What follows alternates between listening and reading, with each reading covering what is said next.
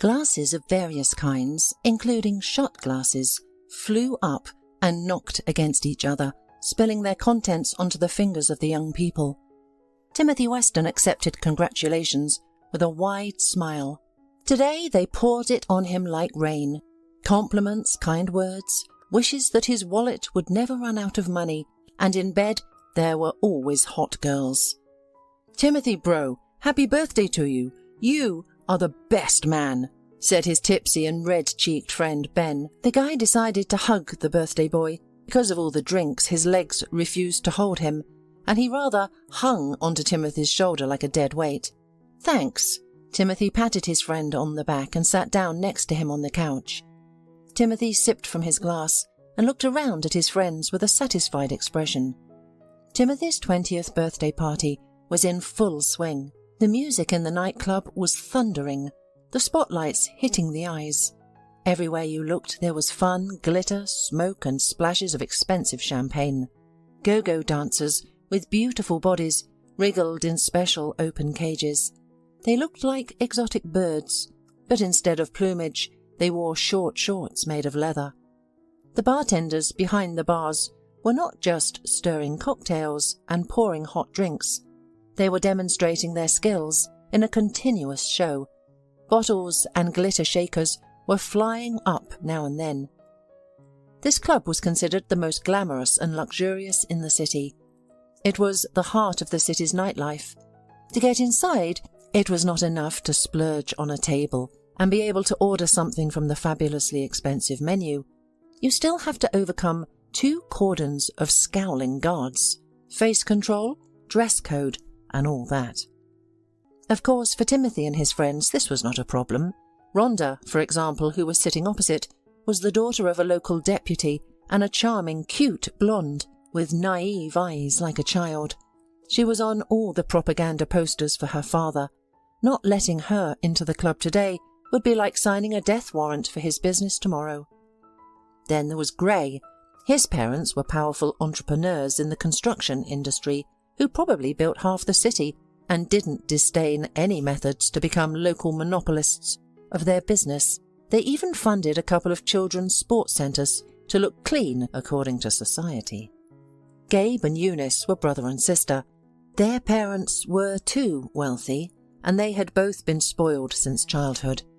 Their father was the chairman of the board of directors of a banking group and just adored his offspring. All of them, sitting at the table, were chanting the name of the birthday boy and cheering carefree, while their bank accounts were full of the money thanks to the labour of their parents. As for Timothy, his father was the founder and CEO of the leading mining and metallurgical company in the country. Timothy attended a closed private school where he met Gabe and Eunice. He played soccer, badminton and horseback riding, and also tried his hand at diving and fencing. After graduation, he enrolled in the desired university. It should be given credit to Timothy, he studied diligently, digging through books with the enthusiasm of a scientist. Since childhood, his parents had provided him with everything he could wish for: the best toys, expensive gadgets, and clothes from well-known brands.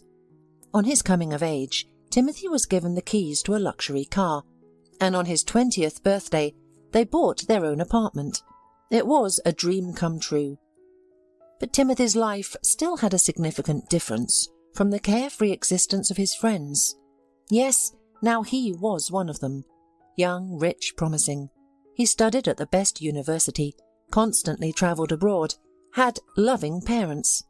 He could throw a party whenever he wanted, but it wasn't always like that. He was not born into a wealthy family, but drew a lucky ticket to this life. He was like an ugly duckling who managed to become a beautiful white swan in his new family. He never told his friends about it. They wouldn't understand. Or worse, they would start putting themselves above him because of his background. Only his best friends, Gabe and Eunice, knew his secret, and most importantly, did not tell anyone. Who knows why Timothy confided in them? Maybe because they were brother and sister, who always supported each other, protected and defended. And once upon a time, Timothy had a sister too. "And let's play Spin the Bottle," Rachel's voice interrupted the guy's thoughts. The girl was a dark-eyed, gorgeous brunette who took after her Arab father. She picked up one of the empty champagne bottles from the table and twirled it in her hands, looking at her friends defiantly. And then maybe hide and seek? Gabe snorted. Rachel Sunshine, we're not 10 years old anymore. If you want someone to kiss you, just ask. My lips are at your service. The guy winked at his friend under the laughter of other friends. Come on, let's play. Rachel pouted her lips, added demandingly, I want to play something funny. There's an idea. Let's play Truth or Dare, Rhonda suggested. Just do it, don't slack off, and choose interesting tasks. This time the number of those who wanted to play a fun game outweighed those who just wanted to relax. The rules of the game were simple.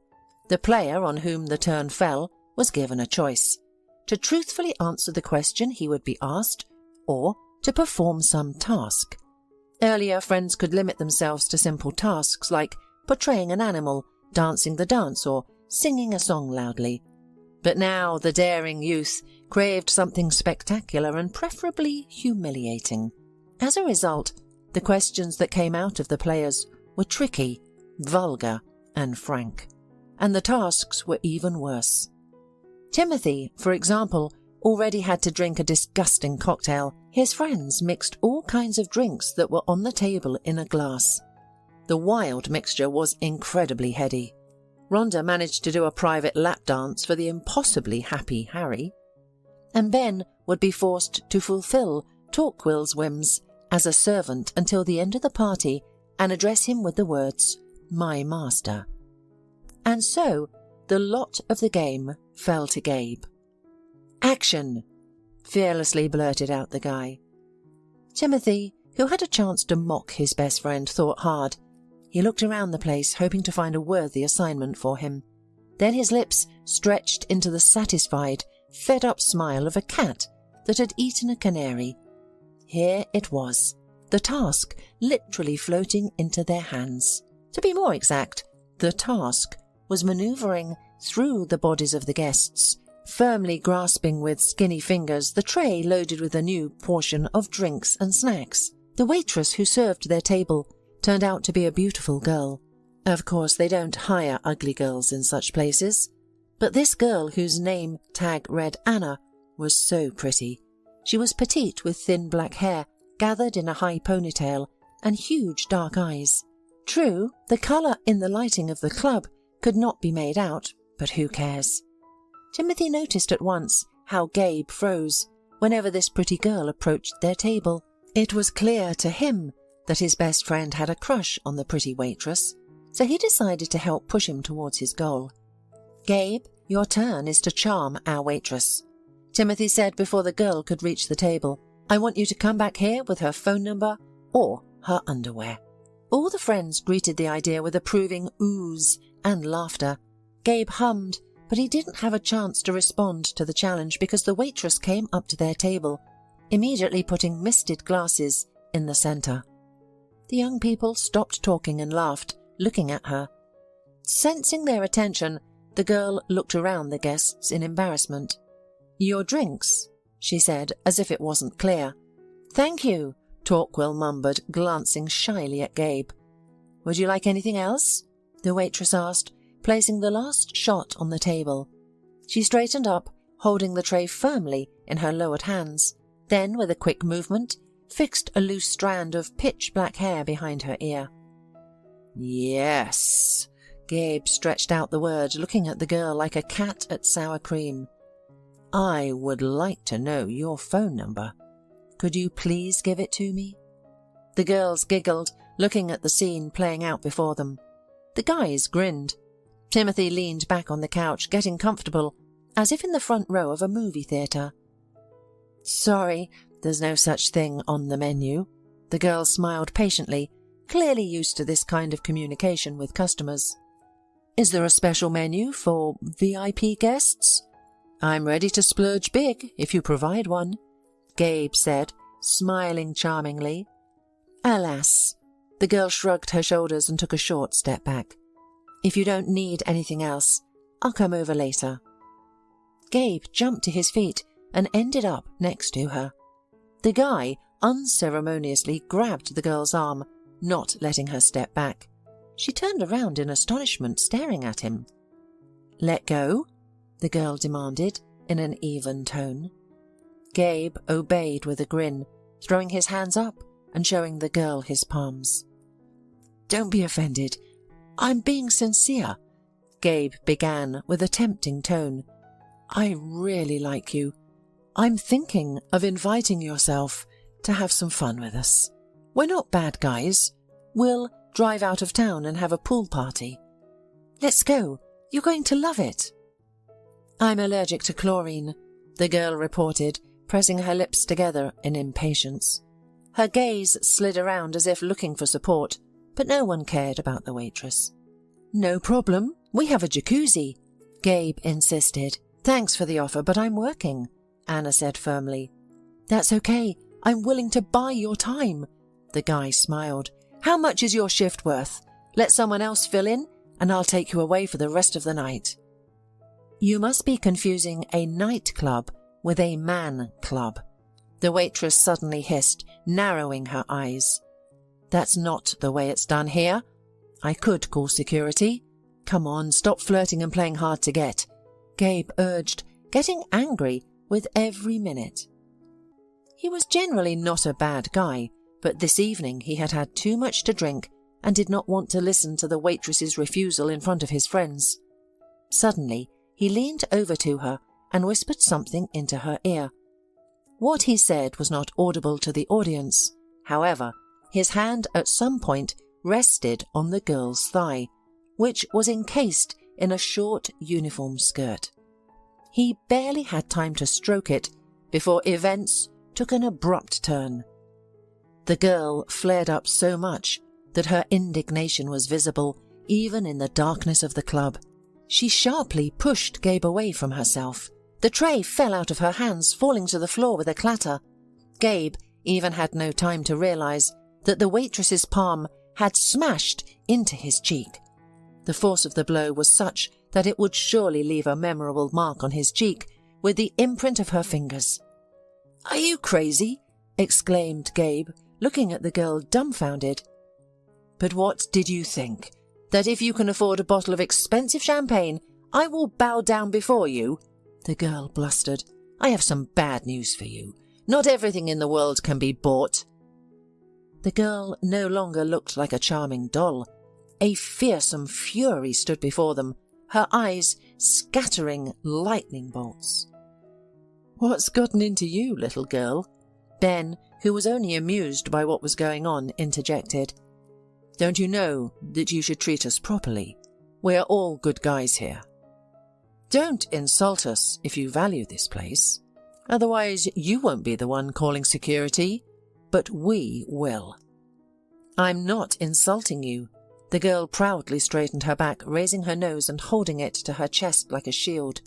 "I'm stating the facts. All people have personal boundaries, regardless of who they work for. If you can't keep your distance, hire a manners tutor.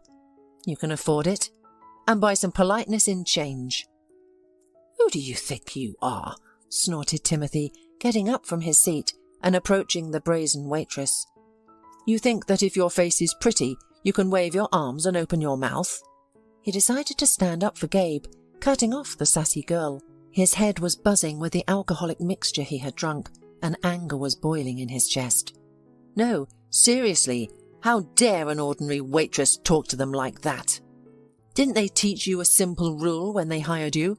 he continued, hovering over the girl, whose fingers turned white as she gripped the black tray. "The customer is always right. Plain and simple, isn't it? It's easy to remember, even to you. And if the customer is like us, you have to smile and indulge his whims. Do you know how much money we leave this place every weekend? We throw your annual salary in here and hope the service is up to par. And what are you doing? You're biting the hand that feeds you. So now, come and apologize profusely to my best friend. If you're lucky, we won't destroy your life." "No," the girl muttered emphatically, but her lips treacherously trembled. "It's up to him to apologize for the indecent offer. "Don't you realize what's going on?" Timothy was furious, looking at the brazen waitress with an alcoholic gaze. "It's my birthday, darling. As a good party host, I want my friends to be happy, and you're trying to ruin it. Let me explain it again. The difference between our social statuses is a gulf, and the sooner you realize it and become docile, the sooner you learn to accept the handouts that fate gives you. Then life will become easier and better. So go and apologize before I insist you do it on your knees. Then I'll forget the whole thing and even leave you a decent tip to spend on a new blouse or lipstick. Did you get it? Let's go." He forcefully grabbed the waitress by the wrist, yanking her toward Gabe. But the girl didn't put up with what was happening. Anna, whose eyes were already filling with tears, grabbed the first drink that came to hand from the table. In the next second, she threw its contents into Timothy's face. "What a wild wretch you are," growled Timothy, wiping the sticky drink from his face with disgust and anger. "You're gonna regret this, you fool." The next events unfolded rapidly. The rich friends demanded, in an ultimatum, for the dismissal of the damsel, who didn't know how to communicate with customers. "She's new here," the nightclub administrator tried to mumble an apology. "She has only been working for a couple of weeks." "You mean she had been working? Because as of this second, she can get the hell out of here. Otherwise, you're going to have a huge hole in your budget and big trouble. Timothy, you know me. If I see her face here next weekend, your place will be razed to the ground." The manager also joined the conflict. In the end, the young people's wish was granted. They were given apologies, but it was not a proud waitress, but the manager of the nightclub. It was not known how real Timothy's threats were, but no one wanted to check, and it was much easier to dismiss the new waitress than to make trouble for themselves every week. So, the next morning, the poor waitress came to the office of the manager, which was located in the club. "It's your own fault, Anna." The man looked glumly at the waitress, handing over the money for the shifts worked, and letting the employee go wherever she wanted. "Didn't you know where you were going to work? Yes, some customers look at club, bar or restaurant workers as sexual objects. So what? You could have put up with it, smiled a couple of times and forgotten. You'd get a tip the size of a month's wages. And you're a fool." "I don't want their money," the girl scowled, taking her money. "And my name is Anna Maria. How many times can I say it? Anna Maria, not Anna." She placed a shiny silver-white badge on the manager's desk with her name on it, which was annoying to her eyes. When Anna Maria was given a uniform, they shrugged their shoulders, saying that her name was rare and they wouldn't order a new badge for her. However, it's a good thing that they didn't. Her time with the club was short-lived. Leaving the building, the girl took a deep breath and turned around. Where was she going to go now? It would seem that all roads were open before the young, beautiful Anna Maria, but alas, reality was far from fairy tales. For graduates of the orphanage, many paths were closed. Anna Maria, sighing heavily, wandered towards the bus stop. She should go to the supermarket and buy some groceries. The refrigerator was empty. Then she needed to prepare for the seminar on Monday and, of course, look for a new job for the weekend. Anna Maria turned 19 a month ago. The girl had just graduated from the orphanage, where she had lived since she was 5 years old. When she left the gates of the orphanage, she had no fear. On the contrary, a warm and joyful anticipation of change settled in her chest. She felt like a bird released from a cage. Unfortunately, no one told her that freedom is full of dangers. There, she had to build a nest, look for food, and fight for life, fearing to encounter birds or prey with large claws. Anna Maria got into the orphanage with her older brother. Their mother grew up in the orphanage herself, and she had no relatives. The father abandoned her when she was pregnant with their second child and disappeared without a trace. The single mother had no job, only social payments for the children. There were no means for a normal life, and even less for the maintenance of small children. And frankly, the mother had no desire to raise them. More importantly, this woman enjoyed drinking in the company of her buddies. The children were growing up in a world filled with the smell of booze and tobacco, the inarticulate shouts of drunken adults and swearing. Under these conditions, brother and sister became the closest people to each other in the whole world, protecting and preserving their fragile world from the harmful influence of adults. Left to themselves, they learned to survive. Even though Anna Maria's brother was a year older, he felt responsible for his sister as a man. Once, he stood up for Anna Maria when her mother's drinking buddy, a typical representative of marginalized society, tried to hit the girl.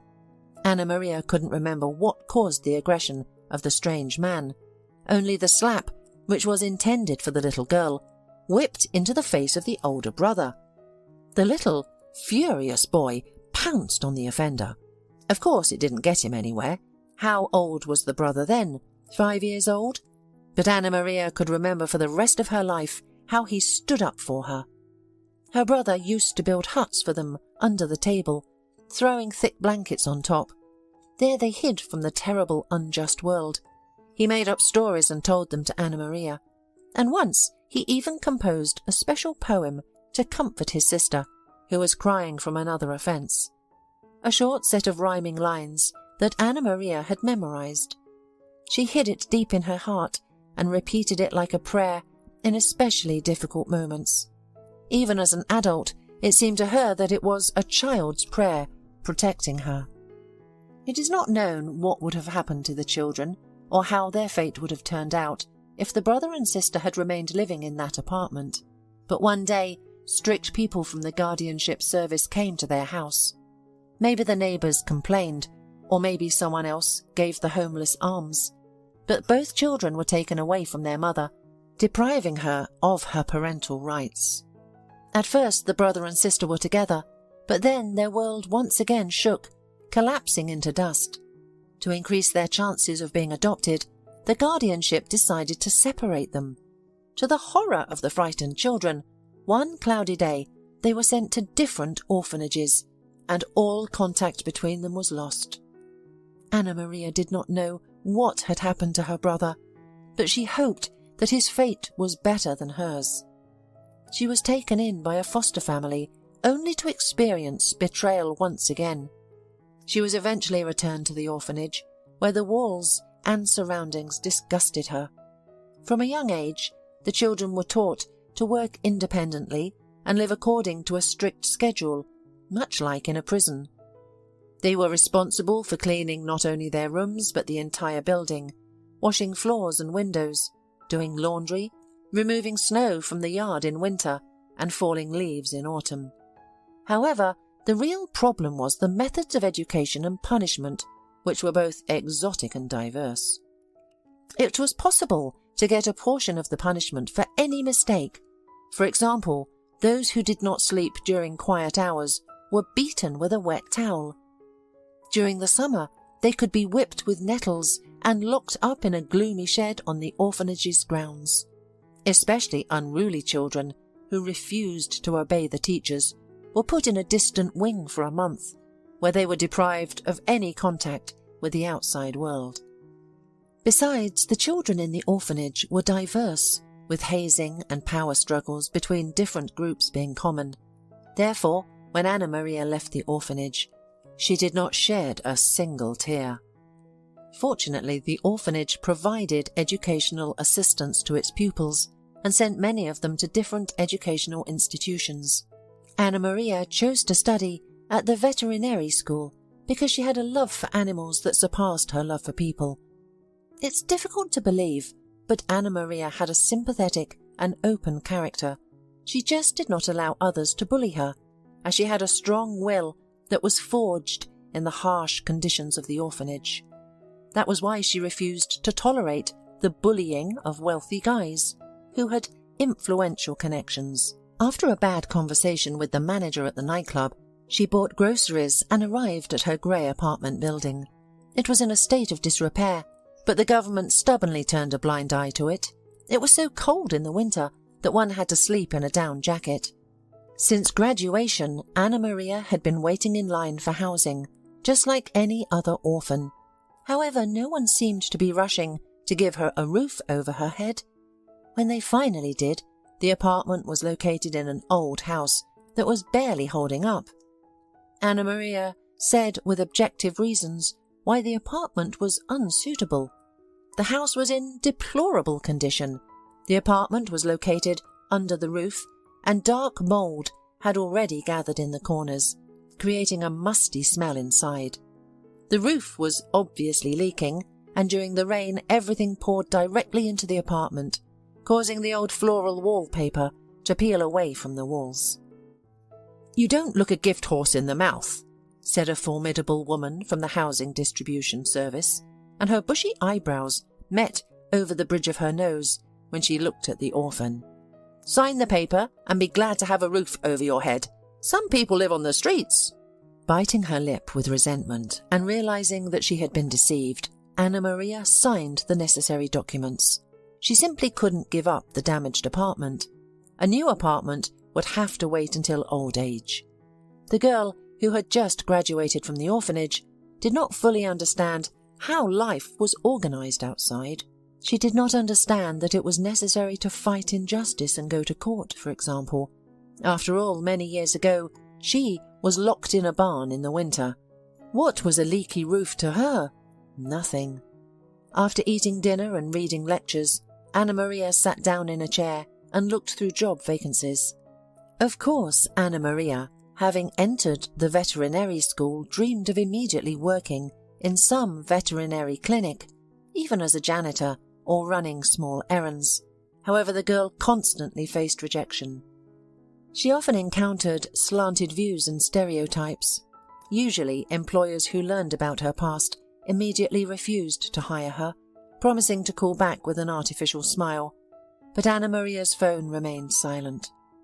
The same situation occurred in a clothing store. Was it such a big problem for a lively and quick girl to hang a dress on hangers and take it places? But the manager cancelled Anna Maria's candidacy without explanation. It was also the same in the beauty salon, where the job required answering the phone and smiling from the reception desk. It was also the same in the children's playroom. Anna Maria could see in her employers' eyes what they were thinking as they turned her down.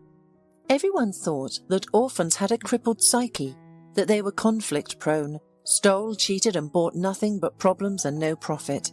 It was as if the girl had not been brought up in an orphanage, but had done time in a maximum security prison. Getting into the elite club was a stroke of luck. The pay was great and the tips the guests left were even better. The only reason she was hired was that she arrived on time. That night the club was packed with guests. Some popular DJ had arrived. Having looked at the beautiful girl with a picky eye, she was not asked for details of her biography. Anna Maria was given a uniform and told to help other waiters. 10 sweats descended from the girl that night, but she was assigned a place and even paid cash immediately. It was a real victory, and now everything was ruined. Of course, Anna Maria regretted that she had missed such a chance. She should have apologized to those assholes, because now she would have to eat potatoes all day because she would run out of money soon. The phone in Anna Maria's hands suddenly came to life, startling the girl. She looked at the screen. The name of her classmate and only friend, Molly, popped up. "Hi, Molly," she said to her friend. "Hello, dear," chirped Molly on the other end. "Are you busy today?" "I'm free, and I'll be free for a long time yet." Anna Maria sighed sadly. "I'm unemployed again." The girl shared her bad news with her friend in a nutshell. Molly replied thoughtfully. "But I guess now you can say that you have experience working at one of the most prestigious places in the city, right?" "What are you getting at?" Anna Maria asked, picking at a hole in the old chair with her finger.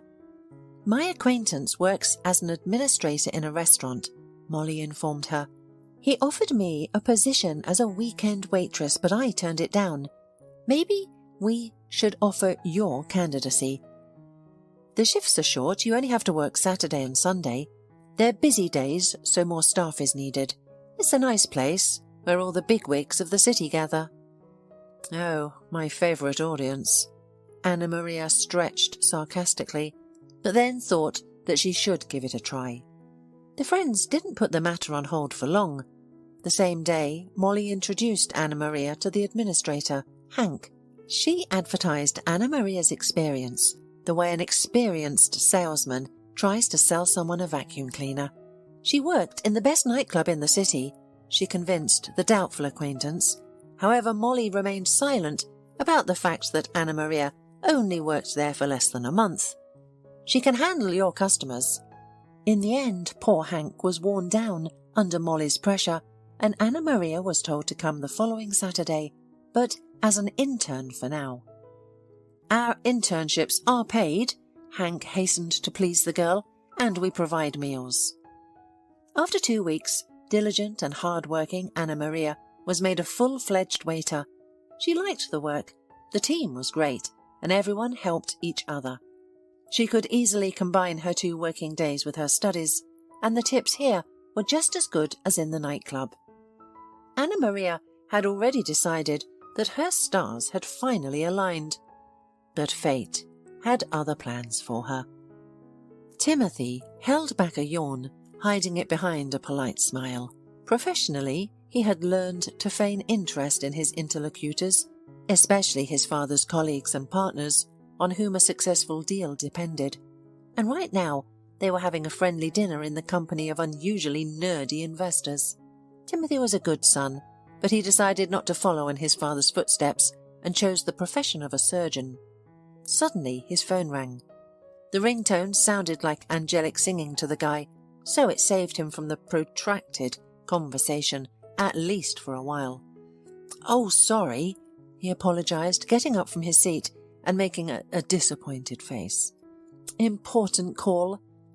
He stepped away from the table where his father and his partner, with his son, were sitting and took the call. "Hello!" The man stretched out his greeting, smiling widely. "Hello, Timothy, how's it going?" Gabe answered him. "Not very funny," Timothy responded.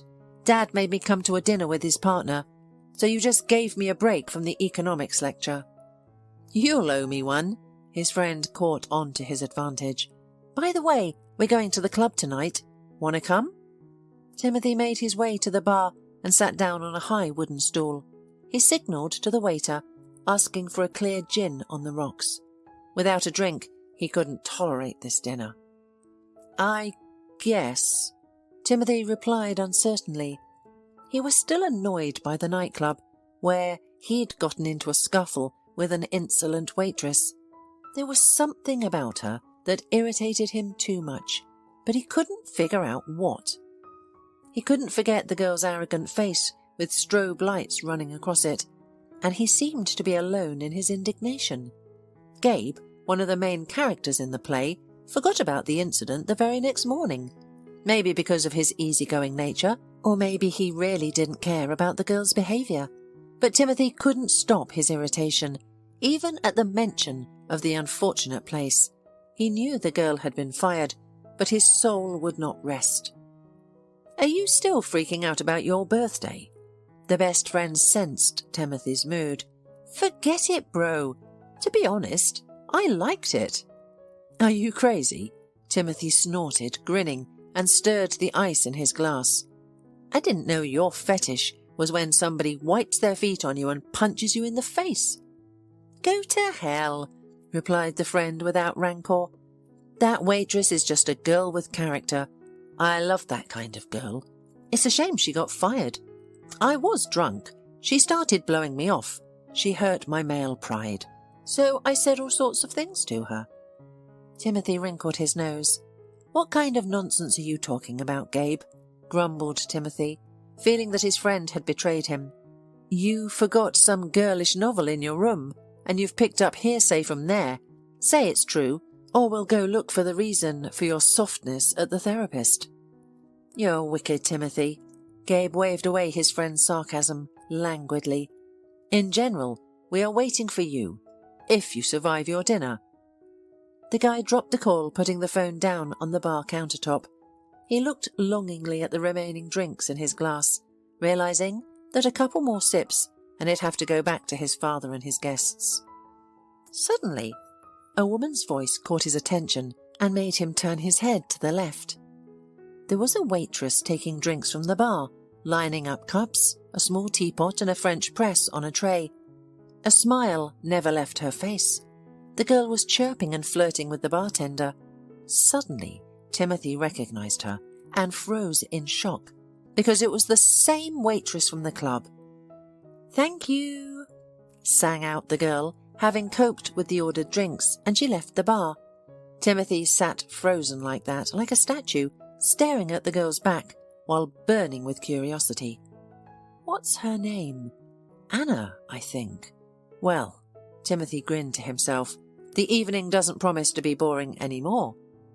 Timothy's spirits perked up. What was it if not fate? The high powers were out for revenge. After all, the very Providence had brought them both to the walls of this place, and he had no intention of missing out. He paid for his unfinished drink and headed towards the main hall. There he leaned against one of the columns, standing in its shadow like a predator. All the tables were occupied.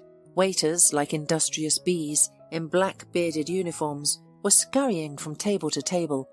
They took away dirty dishes, discreetly took used napkins from the table, put new dishes and drinks in front of the guests. Anna Maria was standing next to one of the tables, smiling at the guests, either listening to their wishes or swooning from compliments. From Timothy's place, it was impossible to hear what three guys and a young waitress were talking about. However, the girl blushed and at one point laughed merrily. "Look at her," Timothy remarked irritably. "Now she's not fighting." Noticing that the girl finally stopped chatting with the guys and walked briskly towards the small corridor for the staff, Timothy shadowed her. A plan had not yet matured in his mind. What exactly he would do when he caught her eye? Something made him think that even a simple reminder of himself would be enough. "Do you think you could run away and find a place in the sun?" "No, baby. There's no burrow where I can't get you. You humiliated me once, so reap the rewards for the rest of your life." But no sooner had he rounded the corner than he heard a child crying. Convulsive sobs filled with pain and resentment. And right after that, there was the waitress's voice, which now sounded incredibly soft and caring. "Come on, there's no need to cry," she begged the child. Timothy cautiously peered out into the corridor. It was darker there than in the main hall, but the guy saw the girl was kneeling in front of the boy. He looked to be about 5 or 6 years old. "It hurts," the boy reported, smearing tears and snot all over his face. Timothy noticed that the kid had a gash on his knee. He must have run away from his parents, who were eating at a restaurant, and fallen. Anna Maria quickly took out a fresh napkin from her pocket, carefully wiping the kid's face.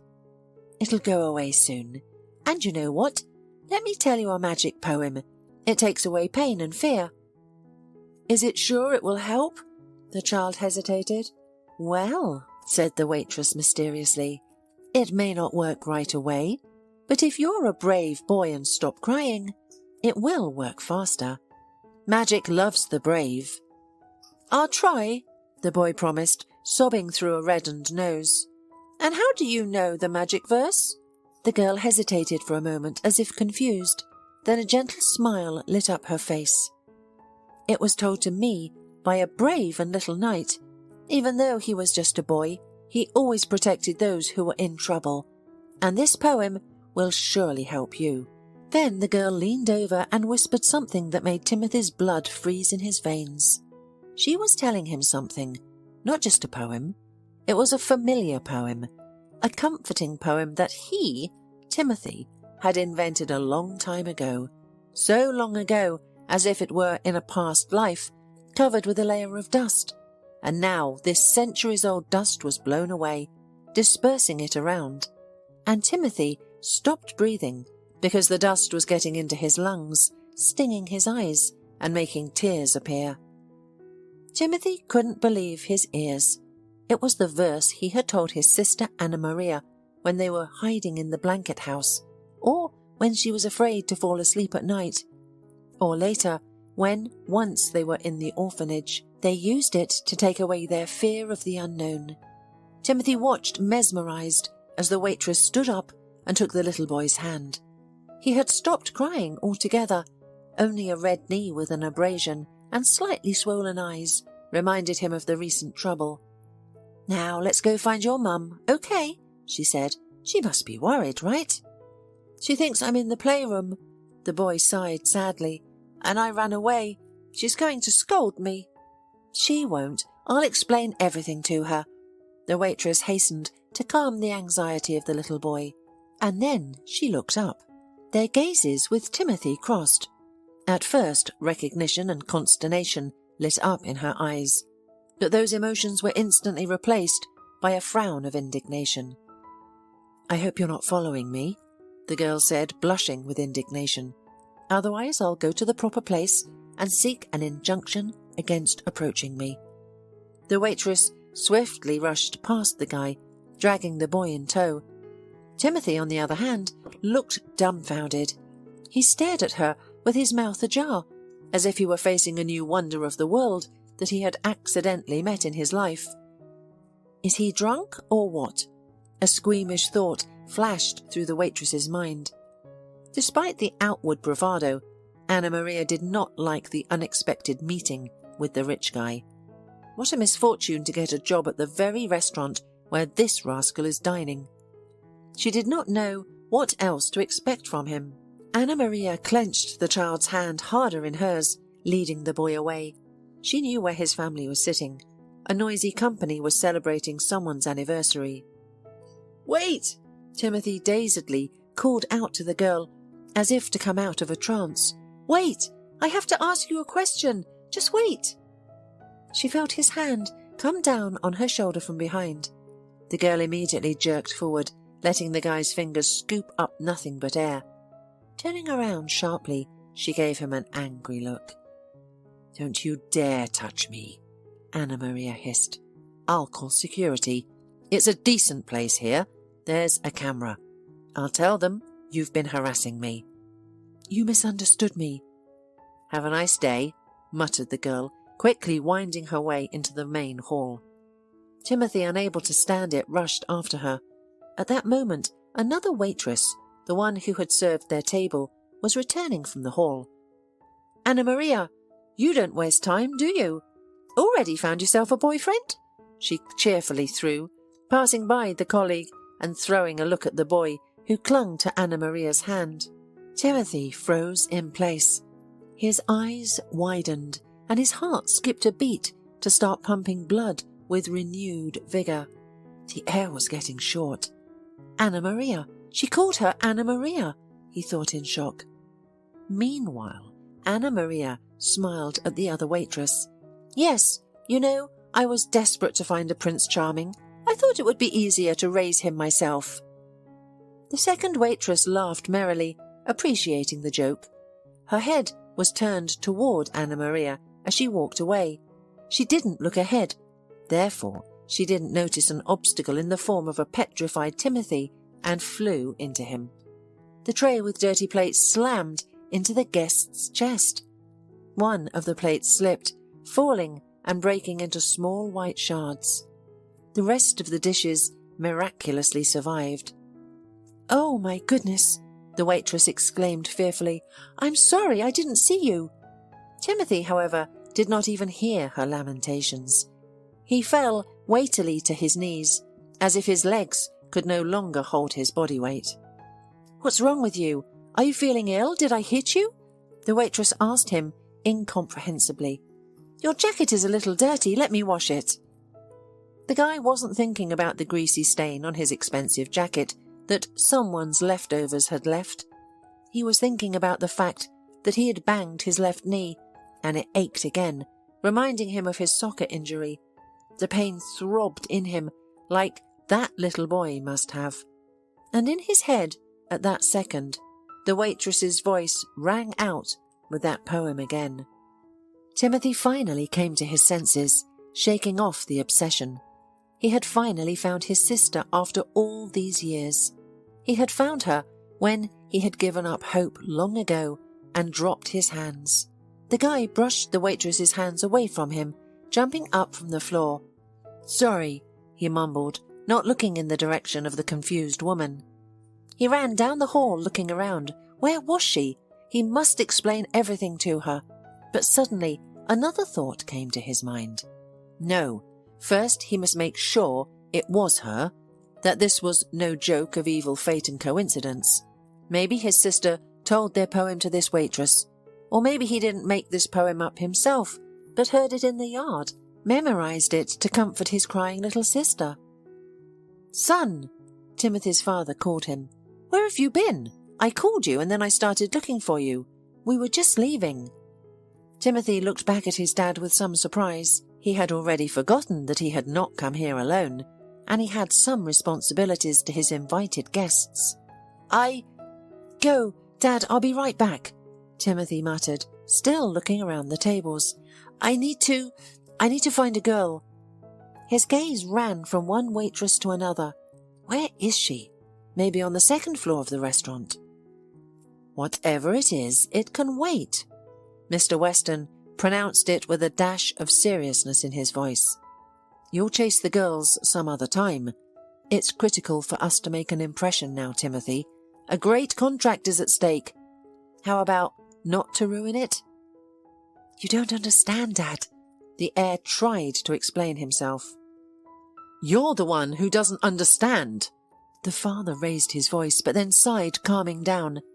"Listen, Timothy, let's postpone your super important search operation until next time. I don't ask you for anything that often." There was truth in that. Father and mother showered their son with all the blessings, never denying him anything, and never asking for anything in return. So, to turn his back on his family now was wrong at the very least.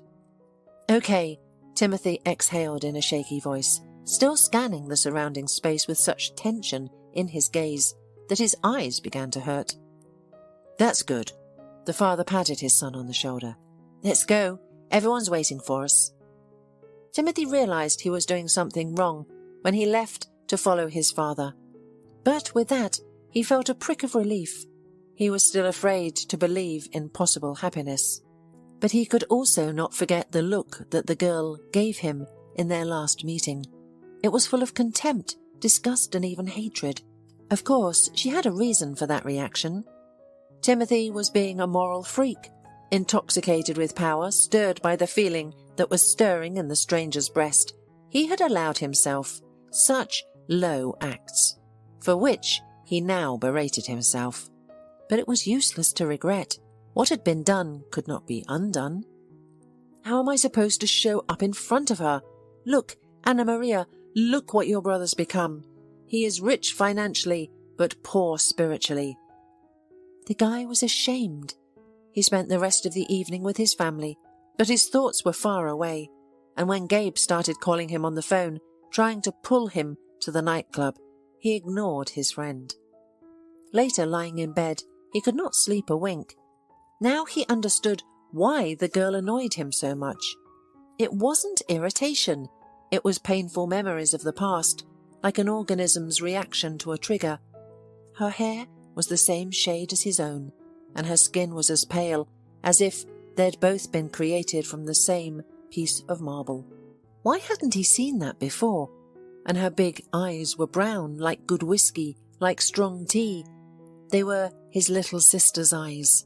He had so often wiped the tears from her cheeks, and now he was trying to make her cry himself. Memories began to creep into his mind along with the pre-dawn fog, sticky and cold. He remembered how he and Anna Maria had been brought to the orphanage, how they had held hands, afraid to uncross their fingers. They had been put in separate rooms then, and he had snuck into her room at night. In the morning, the teacher found them sleeping in the same bed, and then they were separated. He was taken to another orphanage, and Anna Maria, he didn't know what happened to her. The man who accompanied Timothy said his sister would be adopted soon. Maybe he lied to comfort him. Maybe he was telling the truth. Timothy didn't stay long in the orphanage as well. Fate had brought him together with the Mr. Weston and his wife. They visited the orphanage and brought some goodies and gifts for the little ones as charity on the same day when Timothy had just arrived there. The Westons had no children of their own, so they tried to give a piece of their care to those who needed it. The headmistress brought the Westons to her office, and the newcomer was led there as well. When the spouses saw the boy, something inside them trembled.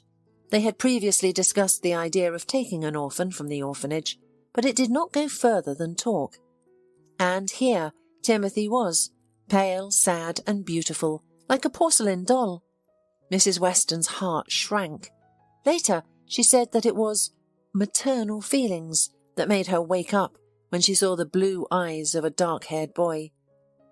Soon, Timothy was living in a luxurious mansion, which was located outside the city, surrounded by fruit trees and rose bushes. Later, he tried to look for his sister. Of course, he was too young, but a plan matured in his mind. He decided that if he would be a good son for his parents, become obedient, sweet, and loved, they would fulfill his precious wish, find his sister, and take her to their house, especially since there were so many rooms. So, a year later, when his parents asked their son what he wanted for his birthday, he spoke for the first time about Anna Maria. "I'm ready to eat less," the boy seriously and fervently promised his foster parents. "And we can sleep in the same room. You know, she's minimal and thin, like a bird. She won't take up much space. And she has a very funny laugh. If you tickle her, she grunts like a piglet. You will definitely like her." The Westons were so touched by the child's words that they promised to help him. The spouses, indeed, turned to the appropriate authorities. Only the girl had already been adopted. So, if she already has a family, should they interfere in the child's life? But Timothy couldn't calm down. At the age of 16, he came to the Department of Guardianship and Custody. He was told nothing about Anna Maria's fate. Then, in an emotional outburst, he had a big fight with a woman from the guardianship service.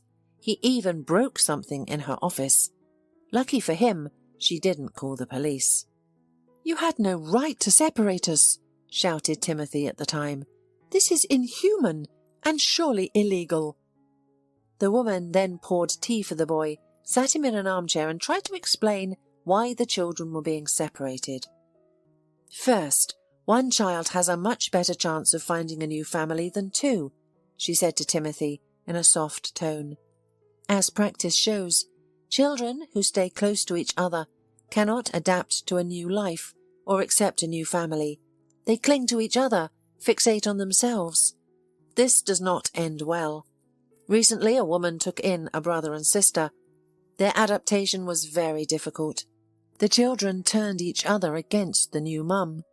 At the same time, when one child stayed at home and the second child went away, for example, to the hospital or camp, there was peace and quiet in the family.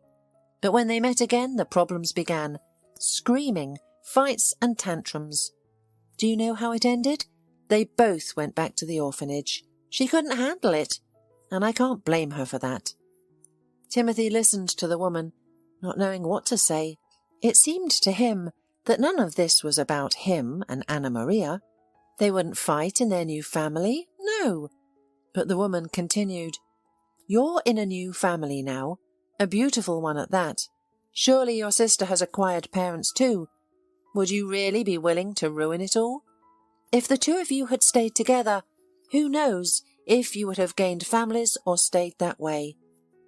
Timothy's chest tightened. During this time, he had genuinely grown to love his parents.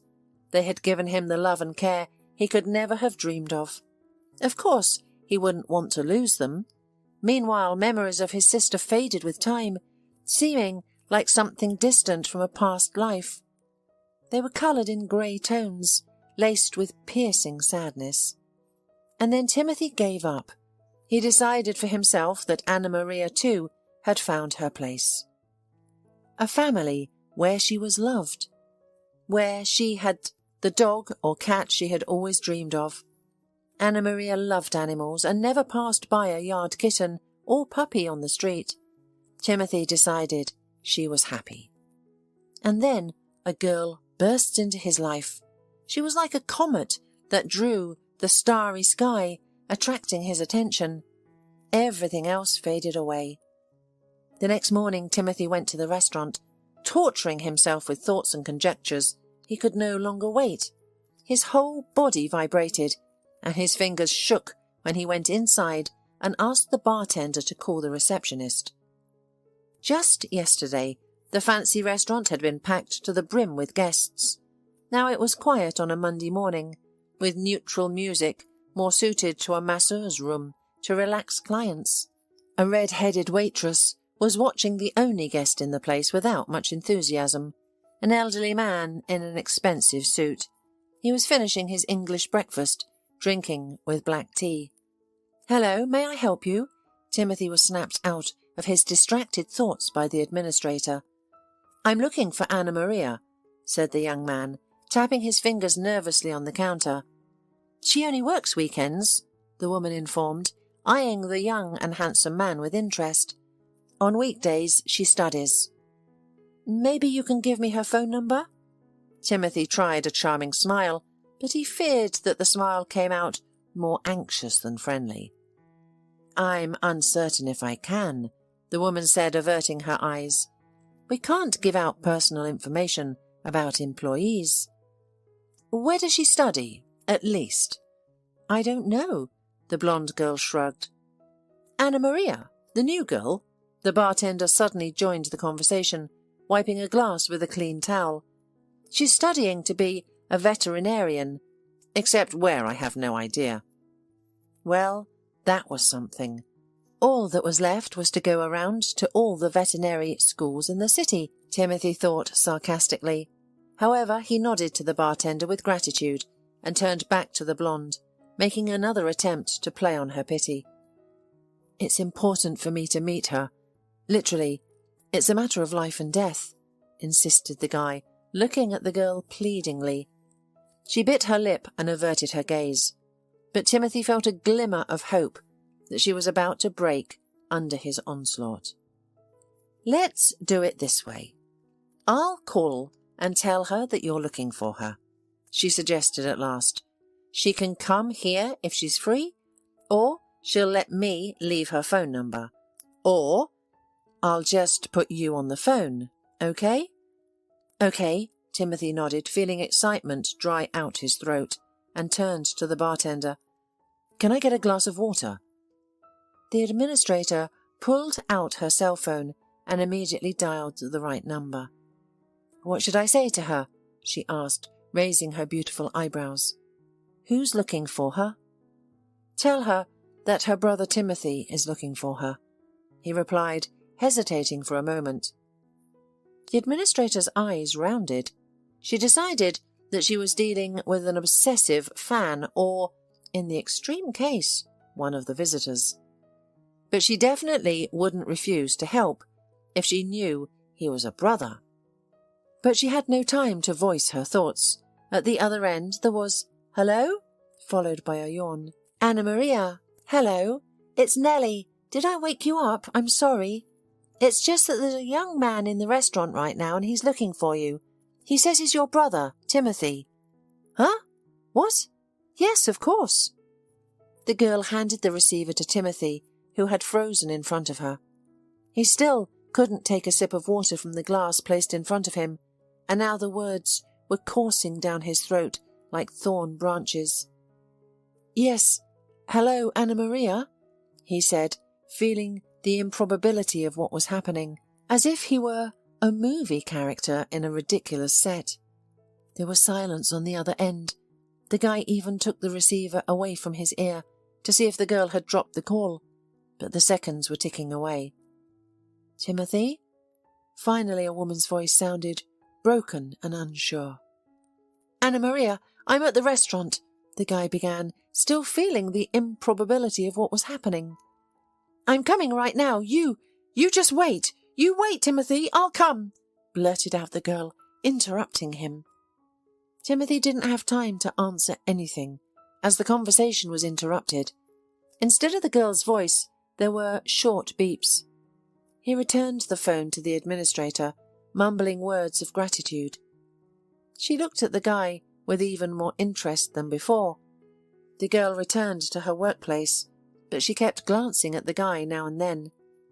Timothy finally drained a glass of cool water.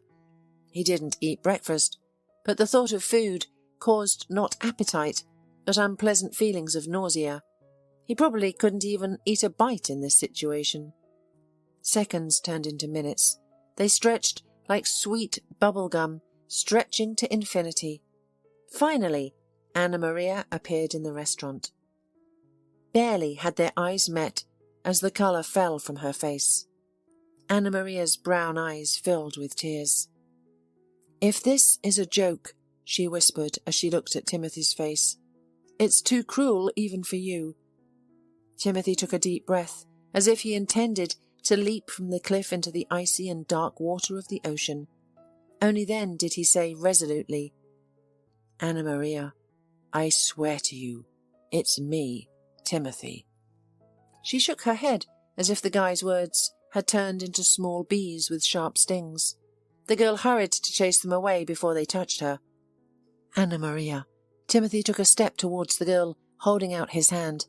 "I'll tell you everything." She looked up into his face again, frowning her eyebrows tensely. Her eyes searched his face for familiar features. And they found them. Anna Maria, who had grown up amidst the cruelty of orphanage children, couldn't bring herself to reach out her hand in response. She still wasn't sure if it wasn't a coincidence, a cruel prank concocted by the rich kids. However, he had the same blue eyes and hair, and he had the tiny mole next to his eyebrow. It was the same as Timothy's. It almost blended in with his eyebrow.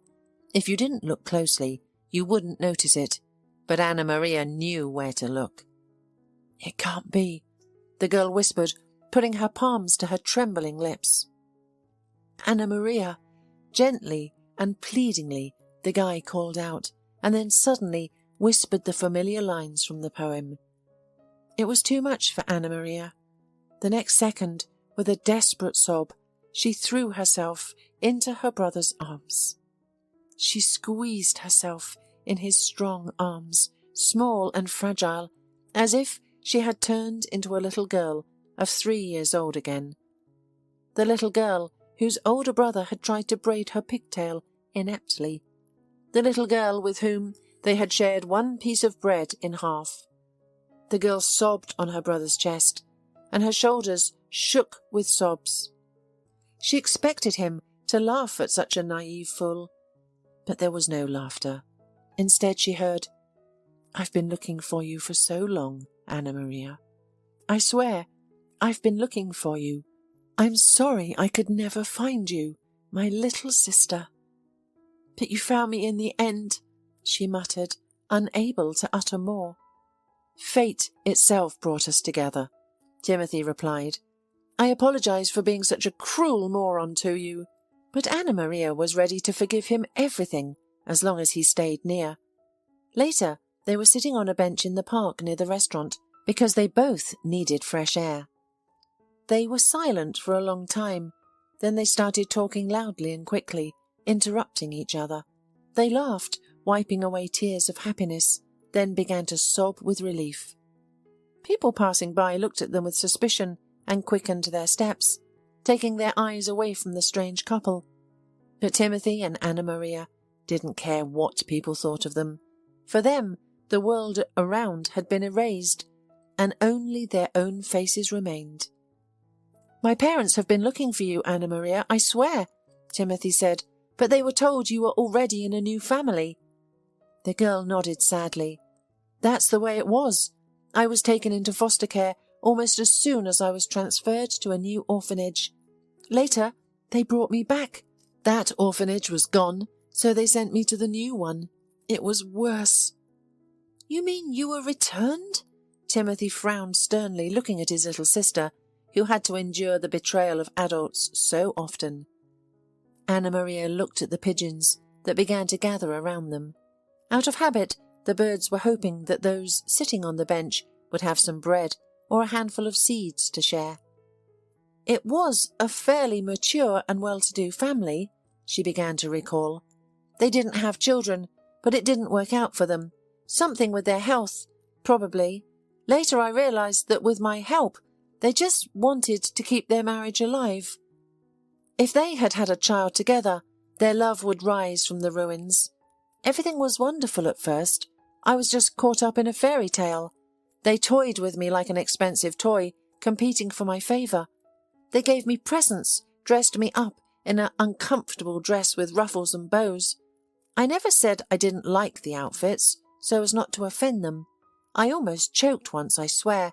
They put a high-collar dress on me with 1,000,000 buttons in the back. It squeezed my throat so tight I turned blue. The girl jumped with laughter, remembering this fact of her biography. Timothy, on the other hand, grew more and more gloomy. His sister's words did not seem funny to him. They reeked of longing and resentment. But every day the atmosphere in the family was getting worse and worse, Anna Maria continued after a short pause. The foster parents were constantly quarrelling. They would yell at each other for long periods of time in the next room, simply forgetting that I existed. Sometimes they even forgot that I needed to eat. And then they got divorced. Neither of them wanted the responsibility of an adopted daughter alone. After much arguing, they gave me back. Timothy swallowed. He stared at his sister's profile, not understanding. How could she have been abandoned? How on earth could adults decide to care for a child and then throw her away like a defective item that wasn't useful? Then I went to a new orphanage. The girl began to make invisible patterns on the wooden surface of the bench with her finger. When another family wanted to see me, I threw a tantrum. I was angry that they looked at me like a thing, like a dog that they wanted to take me into the family, but then they could throw me out on the street. So I stayed there until graduation. And then some arrogant jerk got in a fight with me at a nightclub. The girl raised her head and looked up into her brother's face. On her face, in the cut of accusatory words, shone a smile, filled to the brim with happiness. Timothy did not know what to say to his sister. Instead of words, he hugged her skinny shoulders tightly again. "Everything will be different now, Anna Maria. I'll definitely take care of you," he promised the girl fervently. It had been 3 years since Timothy and Anna Maria had met. Timothy stood in the cafe watching Strictly as Gabe and Torquil hung a bright garland with the inscription, "Congratulations." "It's sagging," Timothy remarked. "You should raise it higher." "Oh, come on," Torquil exclaimed, looking at his picky friend. "She won't even notice your garland." "Why is that?" took offence at the party organiser. "Because I'll be here. I'm the most handsome man here. Anna Maria won't look anywhere else. Only at me." Torquil winked and earned several dissatisfied looks at once. First from Timothy, who jealously watched his sister's entourage. This was especially true of the suitors that were flocking around the Anna Maria. Secondly from Eunice, who had become the best friend for Anna Maria. And thirdly from Gabe. He had been dating Anna Maria for a year, but they hadn't told Timothy about their relationship yet. Gabe didn't like to keep such information from his best friend, but he liked the idea of receiving a blow from him even less. Young people did not immediately move to a new level of relationships. Although Gabe, from the very beginning, felt sympathy for the beautiful girl, he began their acquaintances with apologies. Timothy's parents welcomed Anna Maria into their family with such cordiality, as if they had once lost their own daughter. Mrs. Weston began to devote almost all her spare time to Anna Maria, surrounding her with maternal care, and the girl felt like a part of the family. As for Timothy, he had been truly happy recently. It was as if a missing puzzle piece had been inserted into his heart. And today he decided to arrange a surprise party for Anna Maria in honour of her graduation from the veterinarian school. Now Anna Maria could use her real gift to treat lame dogs and parrots with colds. Mr. Weston had already arranged for her to work at a great veterinary clinic. Timothy rented a small cosy cafe, called Close Friends, and used his comrades as free labour to give the place a festive atmosphere. Timothy's fiancée, Holly, stood guard, peering into the road to see if Anna Maria's figure was walking there. "She's coming!" shrieked the girl suddenly, running into the hall. Excitedly whispering, the young people left balloons and posters, throwing themselves in a scattering. Some hid under the table, while others hid behind the column. They left behind only an empty hall. Anna Maria arrived with her close friend Molly, who also graduated from the veterinary school. They froze at the entrance, looking around in amazement. The cafe was absolutely empty and quiet, as if even the staff had evaporated. "And where is everyone?" Molly asked aloud. A lonely yellow ball rolled past the girls like a tumbleweed across the desert. At the same instant, Anna Maria and Molly jumped, shrieking, as the walls of the cafe were filled with pops. Multicoloured confetti flew through the air, and with it came shouts. "Congratulations!" the friends yelled. "Surprise!" The young woman accepted congratulations from the friends, laughing and crying with joy. Anna Maria caught a glance at Timothy, realizing perfectly well who had started it all. Brother and sister met eyes, and Anna Maria thanked him with a sincere smile. Sometimes she anxiously wondered if it would all be taken away from her again. But Timothy was doing everything to make those unpleasant thoughts leave her. Gabe, her secret boyfriend, jumped up to her. In front of everyone, he wrapped her in a hug and kissed her on the lips. Everyone hooted. "I thought today was a good chance to make us known," he whispered in the ear of an astonished Anna Maria. There were plenty of witnesses around. "Timothy definitely won't kill us." "Well, no," muttered Timothy, already addressing what had happened. "I can't believe it. Anna Maria? Of all the guys in the world, you chose that ridiculous jerk." He was answered by cheerful laughter, and Anna Maria felt her heart beating fast in her chest, which was bursting with excitement. She was finally